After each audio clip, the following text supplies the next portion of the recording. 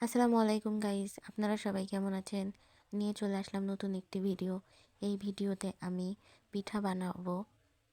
যেহেতু শীতকাল, সেহেতু পিঠা ছাড়া তো একদম চলেই না। তাই আমি পাটি-সাপটা পিঠা বানাবো।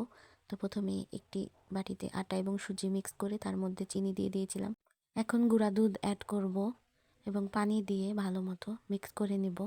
এই তো আমার ডোটা একদম রেডি। আপনাদের এই ভিডিওটি ভালো লাগলে লাইক, কমেন্ট এবং শেয়ার করবেন এবং আমার আশেপাশের নয়েজগুলোকে ইগনোর করবেন। ভালো মতো মিক্স করে নেব। আমি কিছুদিন বাসায় ছিলাম না, এই জন্য ভালো মতো ভিডিও আপলোড করতে পারিনি। এখন রেগুলার ভিডিও আপলোড করব। পাটি সাপটা পিঠা বানানো খুবই কঠিন। আমি আজকে প্রথমে বানাচ্ছিলাম, আমি আম্মুকেই দেখেছি বানাতে, তো ভাবলাম আমিও বানাই মিনি কিচেনে। এই কারণেই বানিয়েছিলাম, কিন্তু খুবই কঠিন। একটি কড়াইয়ে আমি ঘি নিয়ে নিব এবং এতে তেজপাতা, কাঠ মশলা এবং এলাচ দিয়ে দিব। এরপরে কেটে রাখা গাজরগুলো দিয়ে দিব এবং ভালো মতো নেড়ে নিব।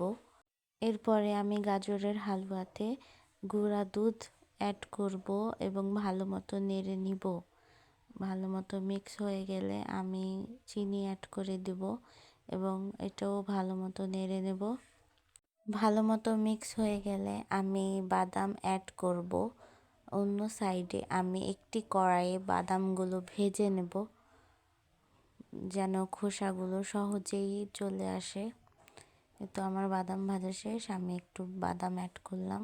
আমার হালুয়া একদম রেডি। একটি কড়াইয়ে আমি চিতই বানাবো এবং এতে আমি হালুয়া দিয়ে দিব এবং ভালো মতো মুড়ানোর চেষ্টা করব। আসলে ছোট হাঁড়ি পাতিলে মুড়ানো খুবই কষ্টকর, এজন্য ভালো মতো করতে পারিনি। সব কিছুই পারফেক্ট ছিল, কিন্তু লাস্টের এই কাজটি আমি পারফেক্টভাবে করতে পারিনি।